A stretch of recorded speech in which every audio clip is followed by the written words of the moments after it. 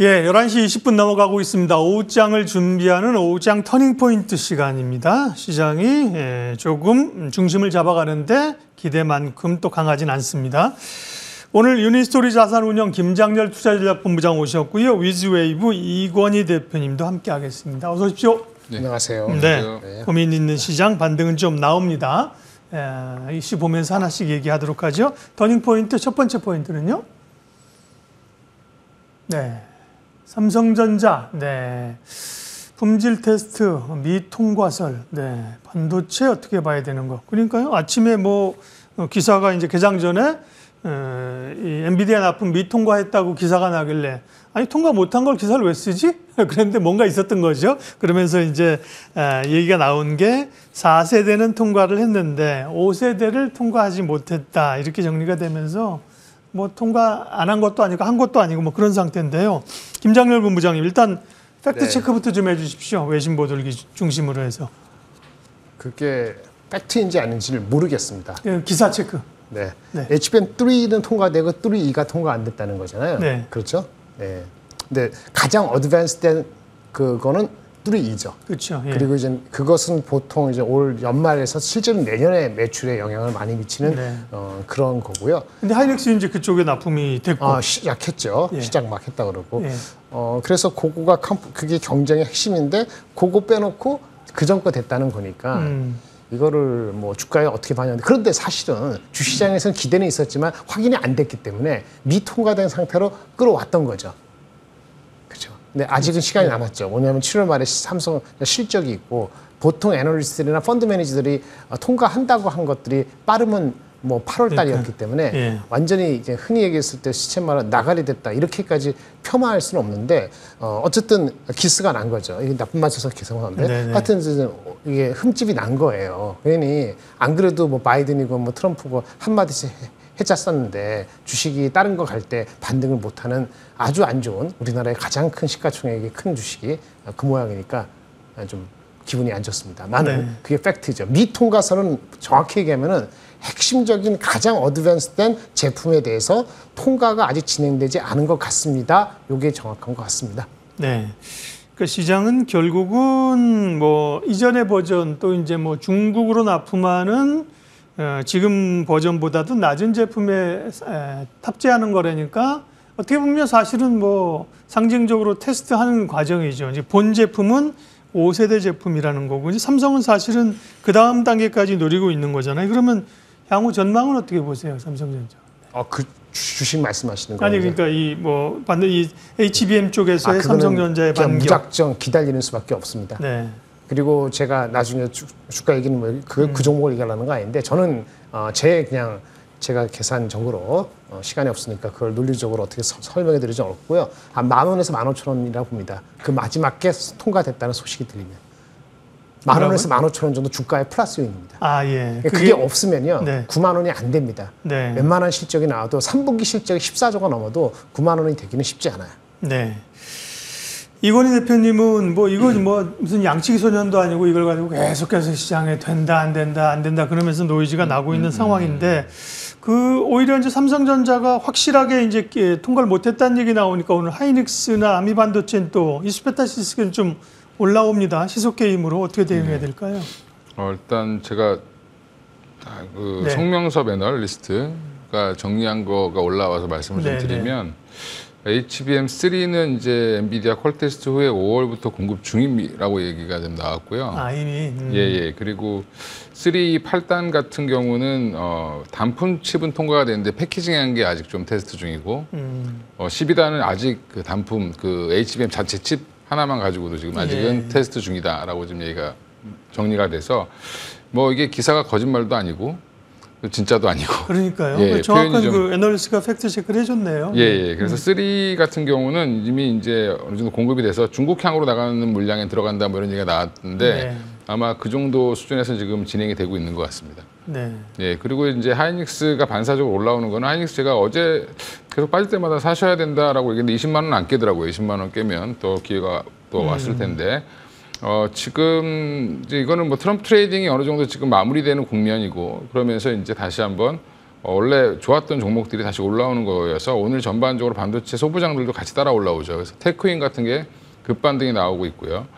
그리고 지금 뭐 뉴스페타시스도 지금 거래량이 폭증하면서 올라오고 있는데 한미 반도체도 아마 올라오지 않겠나 생각하고 있고요. 그래서 여전히 이쪽은 뭐 바뀐 건 없는데 지금 뭐 심리 때문에 좀 조정이 좀 됐고요. 지금 전반적으로 반도체 쪽이 조금 과하게 선반영한 거 아니냐라는 게 빠지기 시작하니까 더 그런 이론들이 좀 강화가 돼서 분위기가 좀 그동안 좀 악화됐던 부분들 거기에 이제 트럼프 피격 이슈가 이제 좀 더 커지면서 이렇게 지금 최근에 좀 조정을 많이 받았다고 생각하고 있고요. 그러면 어차피 뭐 제자리 돌림 정도는 하지 않겠나 개인적으로 생각하고 있습니다. 네. 이건희 대표님은 뭐 저희가 몇 번 말씀을 같이 했지만 이제 반도체에 대해 조정 시 매수 관점이었고요. 그럼 김장률 본부장님은 조정 시의 매수 관점 아니에요, 반도체? 맞습니다. 맞아요. 예. 맞는데요. 아까 하이닉스나 삼성전자냐 그게 항상 헷갈리는 거잖아요. 예. 삼성전자는 그거 안 나오면 9만 원은 꿈입니다라고 말씀을 드리는 거고 하이닉스는 그저께 빠진 거는 과했습니다. 물론 TSMC하고 다른 것들이 못 갔기 때문에 한국 하이닉스가 실적을 내일 발표하다 보니 뭐 노이즈 나오니까 빠질 수도 있거든요. 거기서 던지는 거는 바람직하지 않은 상태가 맞고요. 내일 실적이 예상하는 정도가 나오면은 그때부터는 다시 정상적으로 움직일 것이라고 보여집니다. 내일 실적 5조 5천억 정도 컨센서스가 잡혀 있는데 최근 하이닉스 넘버로. 말입니다. 예. 네, 하이닉스 그 정도 나오면 저는 이제 어느 정도 안정화될 거로 보여지고요. 아까 한미반도체 말씀드린 한미반도체는 일단 이탈을 했기 때문에 단기적으로는 어려운데 실적이 예상 정도 나오면은 그리고 15만 원을 돌파하는 순간에는 그때는 아마 벌떼처럼 달려드실 것 같아요. 근데 그 전까지는 먼저 달려들지 않을 것 같습니다. 네. 반도체는 워낙 중요한 분야이고요. 두 분의 뷰가 좋기 때문에 조금 자세하게 들었습니다. 다음 포인트 가겠습니다. 네. 테슬라가 실적이 쇼크라고 할 수 있나요? 안 좋게 나오긴 했는데요. 네. 국내 2차 전지가 테슬라가 오른다고 해서 사실 막 가는 국면은 아니지만 테슬라가 나쁘니까 뭐 좋을 건 없는 상황이지요. 김장률 본부장님. 네. 네네. 쇼크 맞아요? 쇼크라고 해야 되나? 오늘 주가가 테슬라가 장외에서 빠진 거는 두 가지인데요. 네네. 일단 실적이 순위, 그러니까 EPS 기준으로 예상보다 한 13%, 10몇 %가 적게 나왔습니다. 왜 EPS가 적게 나왔을까? 마진이 적었다는. 네. 마진이 왜 적었느냐? 할인 판매한 게 컸다.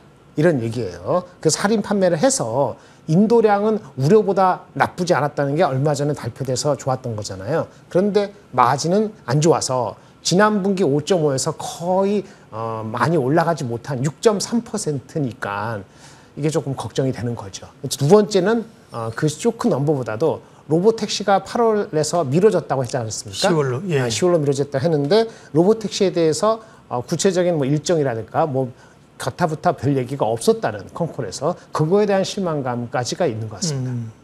네. 이건희 대표님, 네, 2차 전지는 어떻게 해야 될까요? 뭐 좀 반등을 기다리고 있는데 속 시원한 얘기가 좀 안 나옵니다. 네.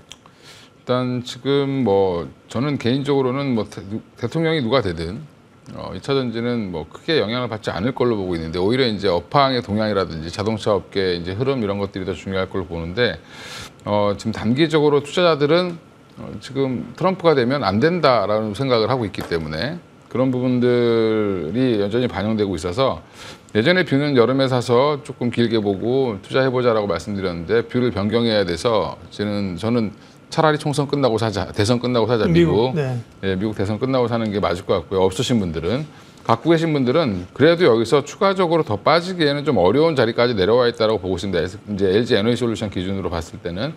그러면 이제 여기에서 추가 하락이 더 나온다라고 하면 나와도 한 30만 원 초반 정도는 지킬 걸로 보는데, 그래서 저는 그래서 뭐 지금 테슬라를 가지고 자꾸 2차 전지랑 엮는 거는 의미가 없다. 테슬라는 이제 벌써 이제 월가에서는 전기차 기업이 아니라 지금 이제 AI 기업으로 보고 있는 상황이고요. 지금 아예 밸류에이션 자체를 그쪽으로 주는 거기 때문에 반등 시기도 보면 실은 일론 머스크의 4차 발표 이거 이제 앞으로의 로드맵에 대한 발표 이후에 올라왔거든요. 그게 대부분 다 로봇과 그다음에 로봇택시 그다음에 AI 관련된 거였기 때문에 그쪽을 보고 지금 베팅을 하고 있는 상황이고 어제 실적은 아까 이제 김장렬 본부장님 말씀해 주신 것처럼 그런 연유 때문에 빠진 게 오히려 맞다라고 보고 있습니다. 실적은 어차피 안 나올 건 다 알았던 부분이라 예, 오히려 저는 뭐 그래서 지금 테슬라는 오히려 빠지면 테슬라 자체는 기회가 될 것 같습니다. 네. 테슬라의 실적 발표, 국내 2차 전지주 전략까지 말씀을 하셨습니다. 쉽지 않네, 2차 전지는, 그죠? 기대 시간들을 조금씩 이연시켜야 될 수밖에 없습니다. 다음 옷장 터닝 포인트는요. 네. 실적 서프라이드 전력기기 다시 불이 붙는가. HD 현대일렉트릭인 좋은 실적을 발표하니까 변압기 자체적으로 다른 데도 그러면 좋을 거 아니야. 이런 시각들을 가지고 있는 겁니다. 오늘은 약간 눈치 보기로 상승했다 윗꼬리를 좀 달고 있는데요. 김장렬 본부장님 네네. 어떻게 보세요? 실적 잘 나왔죠. 네. 한마디로 말씀드리겠습니다. 영어로 uncharted territory 들어왔습니다. 뭡니까 그게? 그 정도 박사님 아시죠? 잘 안 들려서요. uncharted. 예. uncharted territory. uncharted territory. 그러니까 네. 기술적으로 가보지 설정할 수 없는 않은 길. 영역이다. 네. 가보지 않은 길. 가보지 않은 길. 그러니까 애널리스트들이 어저께 컨퍼런스 IR 컨퍼런스 하면서 제가 직접 들은 건 아닙니다만 대체적으로 화가 났다고 합니다. 이렇게 좋은 실적을 느낀적으로 있는데 우리가 그렇지. 몰랐다. 혹은 뭐 제대로 회사에서 이런 거를 이게 5배, 6배, 7배 가는데 회사에서 힌트를 안 주면 애널리스트가 무슨 용되는 재주라고 그걸 어떻게 맞히겠어요. 먹고 살란 말이냐. 이게 창피한 거지. 예전에 반도체도 옛날에 그런 적이 있었어요. 애널리스트 오래 하셨잖아요. 네. 화를 낸 게 뭐 소주 친다는 게 아니고 좀 볼멘 소리가 있었다고 합니다. 무슨 얘기냐. 가보지 않은 영역. 근데 문제는 회사도 자기네들도 잘 모른다는 거예요. 제가 봤을 때는. 회사가 가이던스 줄 수 있는 것도 없는 것 같아요. 지금도 회사 가이던스는 하반기는 조심성 있게 코멘트를 한 게 없지 않아 있거든요. 이제 사람들이 그걸 안 믿을 겁니다. 네. 그런데 얼마만큼 갈지는 몰라요. 그래서 열려 있습니다, 뚜껑이. 제일 중요한 건 뭐냐면 얘네가 갖고 있는 그 수주 잔고 있잖아요. 매출의 35%가 미국이 나왔는데 미국이 핵심이잖아요. 수주 잔고가 60%가 미국이에요. 근데 그게 마진이 좋거든요. 그래서 20% 올라간 마진이 다시 14%로 꼬꾸라지지 않으면은 이거는 밸류에이션이 상향 조정될 가능성이 있고요. 애널리스트 주가가 내년도 실적까지 땡겨서 PER을 하면서 내년 실적 자체가 폴캐스트가 많이 틀리기 때문에 40만 원 초반에서 50만 원까지 나오는데 PER 20배는 기본일 것 같고요. 25배는 미국의 경쟁사하고 많은 분석이 있어야지 사람들이 동의할 텐데 그게 불가능하다고 지금 보여지지 않아서 지금 몇 배 정도인데? 지금은 올해 기준으로 20배 갈까 모르는데 언이 바뀌면 모르겠죠. 그래서 애널리스트 50만 원은 내년에 25배. 만약에 50만 원 아니고 40만 원 초중반이면 20배 정도입니다. 그래서 컴페티터 경쟁사 이튼 이런 회사하고 비교해서 비슷하거나 높게 준다면 50만 원이 가능하고요. 근데 단기적으로 2분기 실적이 워낙 높기 때문에 약간 이제 빠지기를 기다리는 사람이 있기 때문에 지금 안 들어간 사람이 뭐 돌발적으로 들어가긴 뭐하지만 다시 눌림목을 받을 때 그것이 다시 조정이 지난번처럼 이렇게 엄청난 조정이 나올 가능성은 제가 보기에는 굉장히 희박해졌다라고 볼 수 있겠습니다. 네. 한마디로 정리해보면 뭐 가보지 않은 미지의 영역으로 날아가고 있다. 그죠? 예. 네. 긍정적으로 해석을 하셨습니다. 물론 기본적인 뭐 트레이딩 전략은 이제 각자가 좀 자기에 맞게 세워야 되는 거지만 기본적으로 뭐 상승을 제한할 이유가 없다는 말씀이십니다. 워낙 뭐 실적이 좋으니까요. 예. 다음은요. 네, 트럼프 트레이드에 이어서 이번에는 해리스 트레이드입니까? 오늘 뭐 신재생 쪽이 좀 온기가 확산되고 있는 상황인데 트럼프 트레이드가 조금 위축되고 소위 이제 해리스 트레이딩을 이건희 대표님 해야 되는 거예요? 어떤 종목들이 거기에 해당돼요? 예. 근데 이제 해리스 트레이딩 관련돼서 좀 황당한 거는 IMBC 같은 게 가장 황당한 것 같고요. 예. 그래서 그런 종목은 안 하시는 게 정신 건강에 좋지 않을까 생각하고 있고요. 오늘도 CS 윈드 풍력주들이 조금 강하게 움직이긴 하는데 하나솔루션은 지금 거의 보합까지 밀려 있는 상황이고요. 태양광 풍력은 그동안 이제 워낙 또 많이 눌려 있다 보니까 사실은 이 정도 모멘텀 가지고 확 올라가기엔 좀 어려울 것 같고요. 중장기적으로 저는 트럼프가 되더라도 이쪽은 죽일 수는 없다라고 보고 있습니다. 그래서 지금 뭐 미국 국방부도 이쪽으로 지금 드라이브를 걸고 있는 상황인데 이거를 지금 트럼프가 이걸 죽이기에는 어려울 것 같고요. 지금 공약상으로는 이렇게 얘기가 나오니까 사실은 조금 더 이제 눌리는 모습이 나오고 해리스가 올라오면 다시 반등이 나오는 거라고 보시면 될 것 같고 해리스 관련돼서 올라올 수 있는 거는 사실은 오히려 지금 피해를 많이 받았던 반도체라든지 주도 업종들이 올라오는 게 지금 더 눈에 띄고요. 오히려 신재생 에너지단은 좀 긴 호흡으로 보셔야 되기 때문에 지금은 단기 트레이딩 정도만 해보시는 게 맞지 사실은 이게 좀 끌고 가기에는 좀 어렵다 당분간은. 그래서 오히려 실적이 좀 돌아서고 모멘텀이 살아날 때 좀 사시는 게 맞을 것 같고요. 특히 이제 하나솔루션이 한동안 반등 나왔던 시기 보면 4월 달에 반등이 좀 나왔었거든요. 4월 한 말경부터 5월까지 해서 한 달 정도 반등이 강하게 나왔었는데 그때 얘기를 들어보면 결국엔 중국에 대한 제재 때문에 올라온 건데 그 재고 물량이 다 소진되려면 한 6개월 걸립니다. 그러면 사실은 내년부터 봐야 되는 실적은 내년부터 돌아설 걸로 보면 그러면 하나솔루션은 올해 뭐 가을이라든지 아니면 한 11월, 12월 정도부터 보시는 게 오히려 맞지 않나 생각하고 있습니다. 대선 끝나고. 네. 관련돼서 뭐 종목들이 거론되죠. 뭐 마리화나 관련주도 있고요. 네. IMBC는 왜 말씀하시나 했더니 박영선 전 중소벤처기업부 장관이 장관의 남편이 해리스 부통령의 남편인 더글라스 엠호프와 같은 변호사와 로펌에 있었다. 대표적으로 뭐 이런 거 테마 나올 때 이제 막 친구 사돈 나오는 거잖아요. 네. 예. 좋습니다. 예, 그 흐름들 뭐 정책적인 건 따라가야 되지만 너무 이제 지엽적인 거에 마음을 뺏기지 말라는 말씀으로 이해했고요. 다음 우장 공략 종목 들어보죠. 그러면 사실은 뭐 우리 시장이 상대적으로 제한적이고 섹터나 종목 공략할 수밖에 없는 상황인데 김장렬 본부장님 네네. 관심주요. 하루 일찍 나왔으면 좋았을 텐데 네. 현대 로템입니다. 어제 많이 올랐고요. 오늘도 아마 빠지지 않고 오르진 않나 싶은데요. 방산주 가운데 제일 강한 쪽에 속하잖아요, 현대로템. 예, 뭐 이렇게 아주 뭐 엄청나게 인기 탑 리스트는 아닐 수도 있는데 마침 그저께 나온 리포트가 저 마음에 들었고 추세가 좀 잡혀 있다고 봅니다. 아시다시피 현대 로템의 핵심적인 거는 사실상은 철도 부문 매출이에요.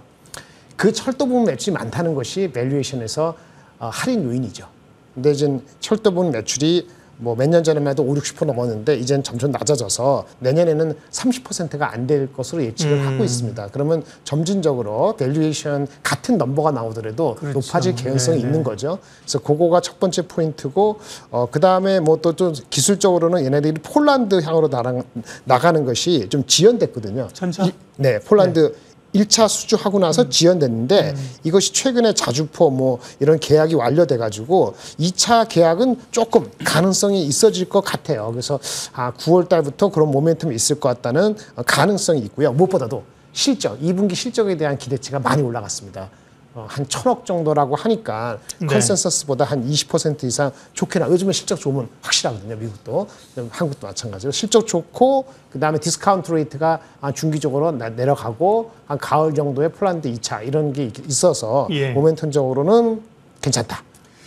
김장렬 본부장님이 눈여겨볼 만한 기업, 주목하는 기업 현대로템이었고요. 이건희 대표님은요?